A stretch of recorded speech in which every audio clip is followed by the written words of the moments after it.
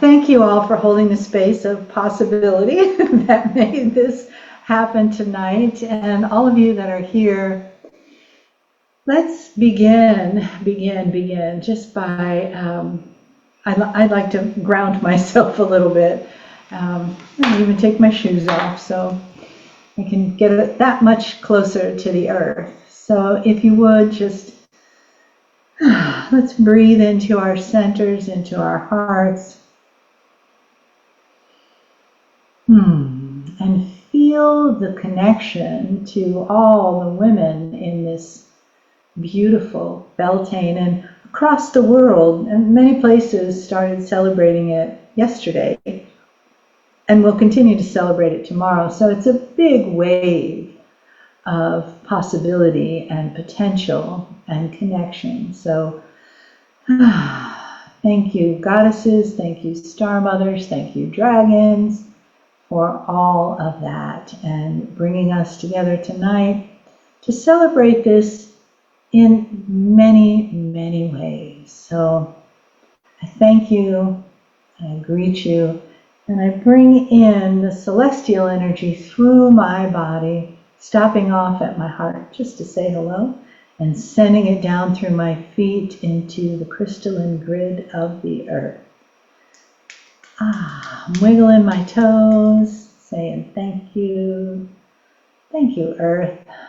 And here in Tucson, the sun is still pretty high in the sky. We've had the beginning of our very warm May, flowers blooming still, and it has been really, apart from technical difficulties, it's been a spectacular spring here. And I just want to say before I begin talking about Beltane that I know that sometimes I feel it so much I have to just lay down for a while. I feel the world and I feel what's going on in the world. And, you know, as close as we are together and as much as we connect with each other and do these beautiful things, we are making a difference. We are, but that doesn't mean we're not going to feel that other stuff. So tonight I'd really like to give the possibility of this meeting and the women that are here and the women that will see it in the future, that we are the creators of the reality on the planet. And as we each individually go from whatever our shadow is, whatever our darkness is, into the light that is here, especially today, that we have created a larger possibility for peace on earth. And I know it doesn't look like it. And some days, like I said, I have to lay down because it doesn't feel like it. And I honor that also because it's true. There is a lot of shadow, a lot of darkness, food prices, gas prices, election in this country, and wars, and the planet in crisis with the weather and pollution, and all of that can just be like, and I feel sometimes like I'm not doing enough. But here's the thing. We are, I am, you are, as long as we are focusing on the light. And the more that we do that, the more that it will change. And, you know, like I've heard more than once, our society, our global consciousness is like a big ship, like the Queen Mary steaming ahead in the ocean. And suddenly we've said, wait, we don't want to head right into that iceberg. We want to turn. But it doesn't happen that fast. It takes a lot of adjustment for that to happen. Maybe someday we'll live in a world, and I'm sure that we will. Maybe the great-great-grandchildren of the adults that are alive now will create a world where we can change it that fast. And I'm pretty sure we've come from places, other places than this earth, where it's not so dense, where change is more possible, where change for the good is seen as something that, you know, everyone wants. People are just not aware of it. So I just want to say that as we go into this Beltane and use this time, this energy, this light energy. Beltane actually means bright fire. And, you know, there's a sort of a window where when we lived by the moons, the 13 moons of the year, we celebrated these different times of the year on the moon. We didn't have a calendar that said, it's May 1st, let's have a celebration today. We had the first new moon or the first full moon, depending on if it was equinox or solstice, and that's what we did. And then there was a time when Beltane was the beginning of the light and of summer, and Samhain, Halloween, or that time of year, depending on the moon, was the beginning of the winter. So there were just two. There weren't the 8 that we now have. But when you think that in Lemuria there were 13, and perhaps even other times and places after we left Lemuria and we were living in probably more matriarchal societies that honored the moon time of women as powerful time, and the moon in the sky, we were connected to that. So we, of course, as you all know, we've come a very long way from that, for better or for worse.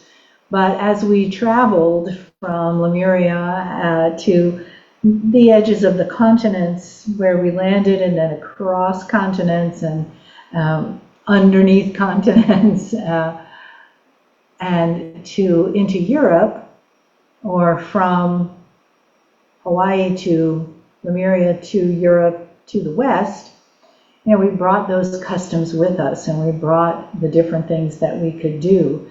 And Beltane became a very big time of celebrating fertility and the goodness that comes from sexuality, because it was celebrated as something beautiful and necessary.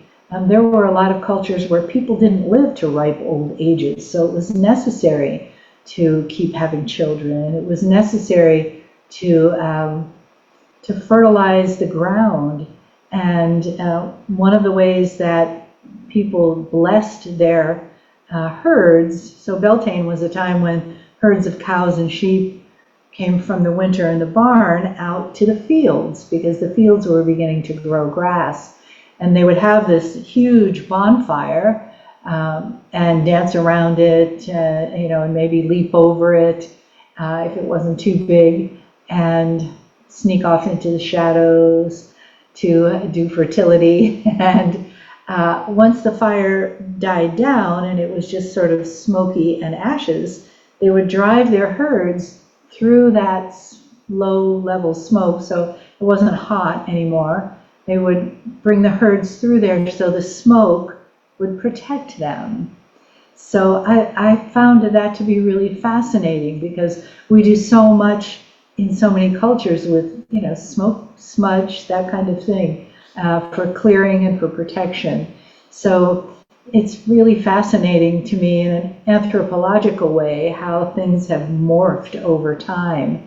And then here we are back in the 21st century, in this new millennium, doing it online. And perhaps someday in, you know, 1,000 years, people will talk about what we did in those old days. We'll be the old days then, and maybe we'll be back then being in the old days. But the ceremonies were fire ceremonies, and that's why I've made this altar a fire altar, so that we could honor that fire and how important it is for life. I mean, really, the wheel and fire are two things that helped us grow and live, really. When we didn't have fire, people didn't live very long. They were, you know, catching things and eating them raw, whether they were, you know, a mastodon that they drove off the edge of a cliff, but you know, sometimes there's parasites in that. In restaurants, they say that on menus, consuming undercooked meat or fish, you know, is not good for you. So now that we've had fire, and when we started to cook things and also sterilize our cutting tools so that they weren't bringing all kinds of infestations from one place to another, our civilization began to change. So we had the earth and we had the water, but once we had the fire, everything shifted. And so that's what this celebration is about, is thanking fire for serving us. I mean, we have all kinds of fire around us, not just candles and ceremonies. I have a big light overhead that's fire. It's also fire in its way. And you know, that energy, and having people in places that used to purposefully set parts of forests on fire so that they could be renewed and replenished. And when we stopped doing that, it became a problem. When I lived in Colorado, there were several terrible fires. Well, actually, one of the worst fires was in Yellowstone in Wyoming, because timber had been taken out, and in Colorado, in Rocky Mountain National Park, they took the timber. They clear cut it before it was a national park. Then they just let everything grow back, and everything was the same age and the same size, and there was no undergrowth. And so when lightning struck one thing, poof, it all went up like tinder. And when it didn't strike one thing, the trees started to get diseased.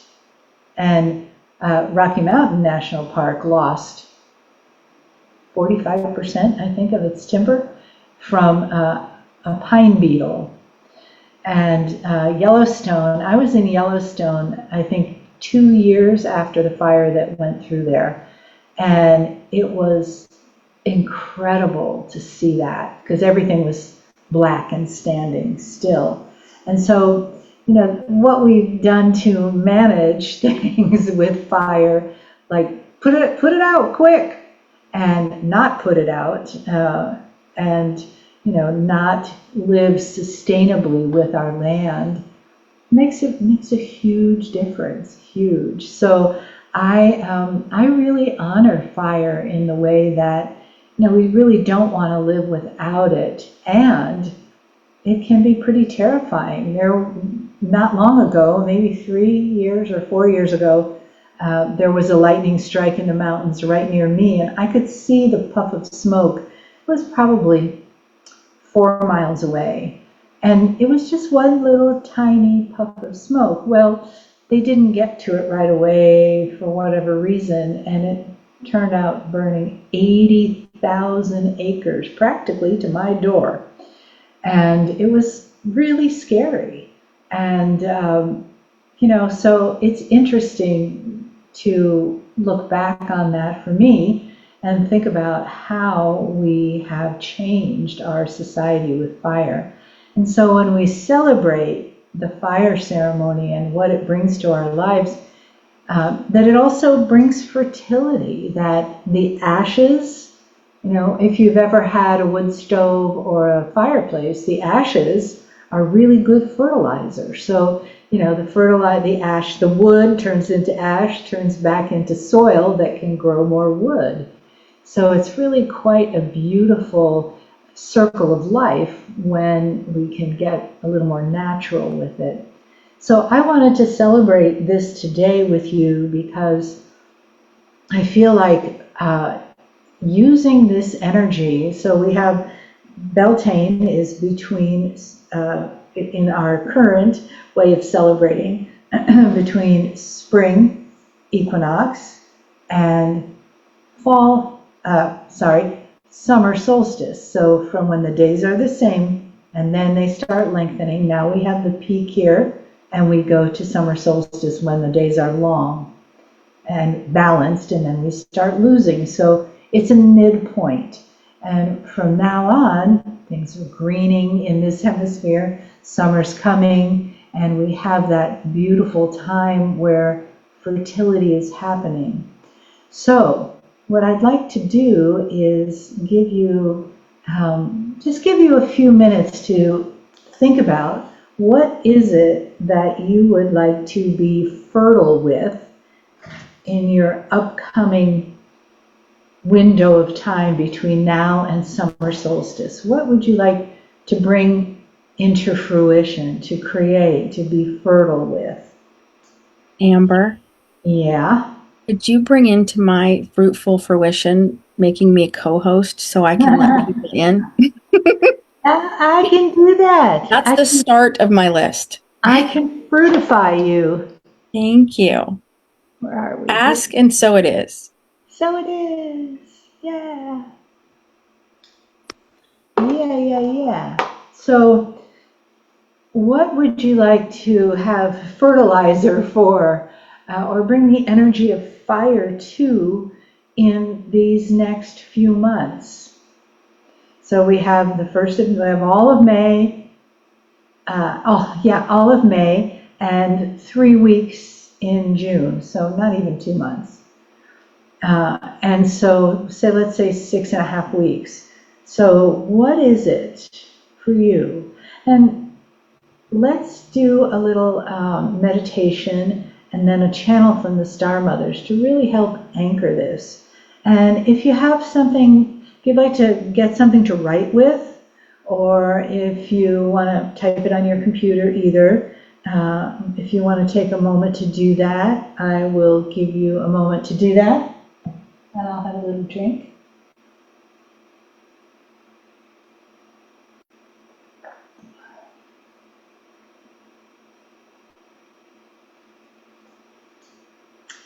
Yes.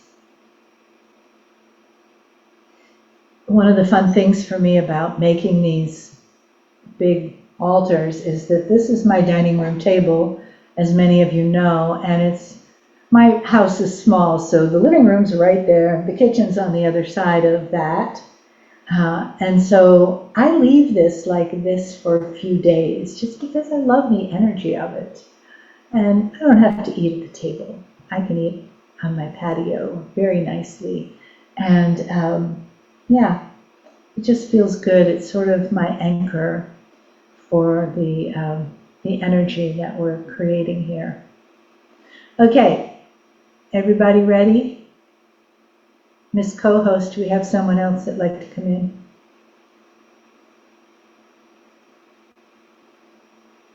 Thank you. Okay, so let's start with a little meditation, and then I know the Star Mothers have been talking to me for days here about all this, so we'll see what they really have to say. So if you just, once again, ground into the earth, because this Beltane is really a grounded time. It's a time when we bring into fruition the things that maybe have been building for us since the beginning of the year, maybe since winter solstice, things that have been speaking to us. Maybe some have come in and left, and new things have taken their place. So take a breath in and settle into that as the possibilities of your future and what that is. What is a future possibility for you? What is the creation?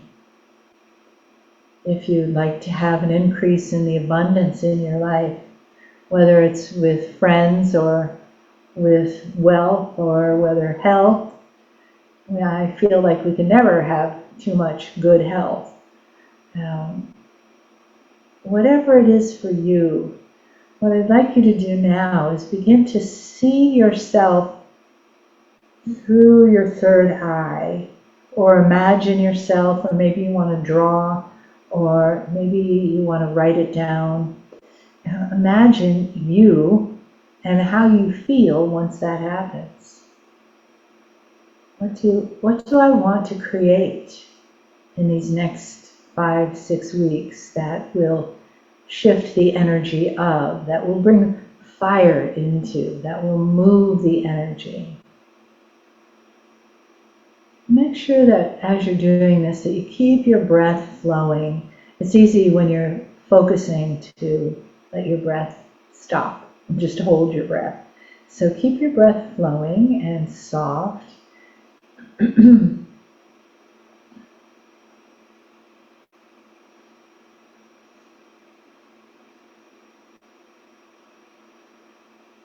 And when you're finished, you can close your eyes, relax your body a little more. As I ask the Star Mothers to come from behind the fire and stand with us, speak to us of this sacred time.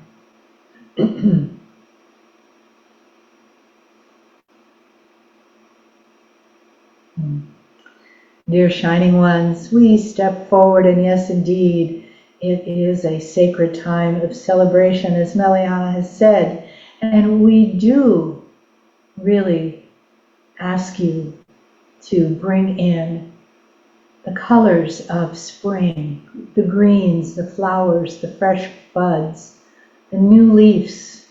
Bring that in. You can visualize it, or you can have it around you, whatever feels like the right thing for you. We know you know. Dear Shining Ones, as very intuitive goddesses and Sha women, that you are connected to what resonates with you from Gaia. And this is a time for Gaia and you to commune. So as you are opening your senses to the voices of Gaia, let her speak to you. And ask her, pray to her, do ceremony like you're doing here for the manifestation of what it is that the fire energy will create. We know you have a saying about moving things along, like lighting a fire under someone to get them moving, or a project. So that comes from somewhere, doesn't it? So here is that fire, and these are the days to do that. And you may need some time, beloved ones, to really get it clear in a few sentences of what it is that you wish to see in a clear form of fruition in the next weeks between now and the summer solstice or the winter solstice, depending where you are. This is your time, and our energy and the energy of the Northern Hemisphere is with you to create that. That is why we directed Mele'ha for this year to have these ceremonies, because as she spoke very early in this meeting with you about bringing peace on earth, and these celebrations and ceremonies, your connections and your communities are what makes that come to be. It does not happen by itself. Just as it did not happen by itself to have the opposite, did it? It happened through pain and suffering and fear and shadows. So now you all bring the light. You bring the light. And you shine it on your own projects. You shine it on your whole world. For when your projects come into fruition, speak back to you, manifest, bring what you are feeling is the next thing for you, that sends a ripple into the field. And we know we've told you this practically every time we meet with you, and we will continue to remind you, because it happens every day, all day, every time you take a breath. Imagine. So here you are in purposeful intention, together, all of you called here now for purposeful intention. And it can be more than one thing. It can be peace on earth. It can be abundance. It can be whatever your next project is. It can be healing your body. It can be better communication with someone or someones. It can be nourishing your soul with meditations and in community. It can be whatever comes up for you. This is the time to let it bubble to the surface. And we help that anchor. All of the Star Mothers help that anchor. We encircle each one of you. And we can do that. We see you. We know from where you shine on this planet. We see your light. And we will remind you again, what did your light shine like 5 years ago? Not like today. You did not have the awareness 5 years ago that you have today. So imagine 1 year, 2, 3, 4, 5 from now, what that light will be doing. Wow. You won't even have to call each other on the phone or on the computer. You can just speak light to light. That's where you come from in Lemuria. And that's where you're headed. While still in a body, while still on the planet, that is where you're headed. And some of you may already have that with beloved ones. And trust that, and go with that, and let it grow. Acknowledge it each time it happens. Shine a light on it. As you shine a light on yourself, use this light from this meeting. Infuse it, use it, infuse it in yourself, in your cells, in your heart and your soul and your emotions, in your mind, in your spirit. You are the ones. You are the ones. You were born for this. We also will tell you this again and again. It bears repeating and reminding that you came here with a purpose. And today's purpose here, adding more light. What a glorious thing. What a glorious thing. So as you continue in these next 5 weeks, 6 weeks, 7, however long, do call on us for support and reminders that today, at this time, with all of these witnesses, you have created a purpose, an intention, and we will help you remember, and we will help you affirm that. We are as close as a thought, as always. And for now, we step back to the other side of the fire, dear shining ones, and we will shine our light on you from there. We step back. Take a breath.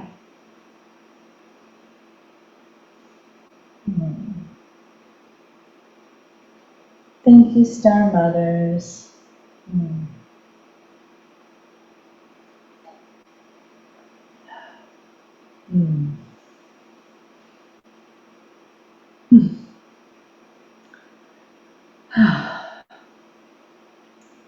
I love all those reminders. I don't know about you, but I need them. And I'm sure that's one of the reasons they come right through me. It's so easy to get caught up in just stuff like we were doing at the beginning of this meeting with the whole streaming thing. But there we are. Shine a light on it, and it becomes what it should be. It's wonderful to be here with all of you. This is, I think, by far the biggest meeting I've ever had for any of these events, and it's just been wonderful. And I want to offer you something because I've been asked over time, I've been asked by people who really appreciate these meetings and get a lot out of it. And I've been reticent to mention it, but because the asking continues, it's like when someone asks you something 3 times, you finally go look it up. Well, this is more than 3, and so I'm building up to this because it's something I haven't done yet. But people have asked if they can make a donation for any of these free meetings, because for them, it feels better to give. And I will always do meetings where you don't have to pay, but and it was a little hard for me to say yes to, I'll talk about that, but I'm working on being able to receive also. So though it isn't necessary for the people that have asked, I'm honoring your desire to give by saying, we have a link that you can donate whatever, whatever feels right to you, whenever. But this is particularly for this meeting because there was no charge. And also, we're talking about lowering the price of our other meetings just so we can have more people. And I know people are concerned, I'm concerned about these times, but I know there's enough for everyone. I know that abundance is on the planet. There are plenty of people with tons of it, and that we can bring it to us. And one of the ways of doing that is by sharing it with each other. And it's just okay to do that. And I'm making my peace with that and embracing it, because I also want to be a model for others of saying yes to when someone wants to give me something. It has not been easy to do that. So yeah, there's that. And also the shamanic teaching wheel still humming right along. We did have our end of 2-year meeting, and that was beautiful, beautiful meeting. Wonderful to hear from the women that had completed and from the women that had just started. So that's been lovely. And you can also, the Dragons of Mu have started, and you can also join that at any time. And here's how that little tricky stuff works. You do not have to buy the whole course, or you can, and then it's yours forever.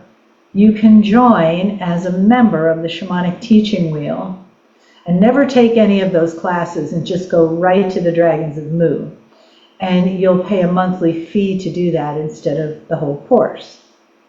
So we really try to make it user-friendly, affordable. The live meetings have been just delightful. The channels from the dragons have been something else for me. They are not the Star Mothers, they are dragons. So bringing them through has been different and unique, and I'm getting more comfortable with it. And they don't call them channels, they say transmissions, that there's teachings and transmissions.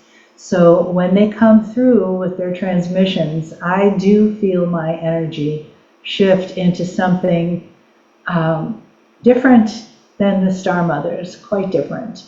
But they're loving and very much into the balance of the masculine and feminine, where the Star Mothers are all mother, they're all the feminine. So they have that, and I'm just so appreciative for what's coming. So yeah, we've had 2 really glorious meetings, live meetings that are available whenever you join. And then we, next Monday the 6th comes another one. It's a pre-recorded one, and we'll have a live meeting later in May, on May 20th. So as many of you that would like to know more, you can find out lots more on the website. And I really I'm delighted that we have this sanctuary, this sacred space where we are together. We are holding our space for us and for the peace of the planet, that we are together as women who are so powerful and so creative, and that we can do anything. I know we can do this. We're doing it. It's not a can. We are doing it. The fact that no one else has done it before us, well, that's the story of our lives, isn't it? Just because it hasn't been done doesn't mean we're not going to do it. So we're doing it. And I am delighted that you all are with me. You're my friends, you're my family, you're my beloved sisters and brothers. I know there are a few of you there. And I am overflowing with gratitude that we get to do this together. We get to. We get to. Yeah, Mindy's like, yeah. Yeah. So before we close this meeting, what I want to do is remove my pin so I can see everybody. Everybody. I want to wave at everybody. Yay, everybody, everybody. There's lots of people without cameras. Catherine, I see you. Kitty, I see you. Who else do we have over here? Jane, I said hi to you. Rebecca, Linda, Margaret, Alicia, Lisa, Michaela, La Mer en Vos. Hey, is anybody here for the first time? Is this would be anybody's nice to know. first event? Alicia, look at you, girl. Welcome. Welcome. And big hugs to all the regulars. Lisa, I didn't say hi to Lisa, Margaret. Healing and Beyond. Orze, is that how you say your name? No, I'm not saying it right. It's Osge. Osge, just like it looks. Okay. And I love your beautiful mandala behind you. And let's see, did anybody else's face show up here? Judy, Sandy, Sue Sears, yay! I see Olga, I know your name's Susan Lopez, and Sue Lopez, and Angie and Carol, and Ray Victoria Bootsy. I don't recognize that name. I think you're here for the first time. Anne, Camille, Eileen, Susan Stomp. I don't recognize that either. Elisa, gotta go. Bye, honey. All right. Well, my beautiful goddess sisters, thank you all for sharing your Beltane with me. And I hope I see you soon. See you in my dreams, in the stars. Thank you, Jane. Aloha, mahalo, namaste, and ciao for now.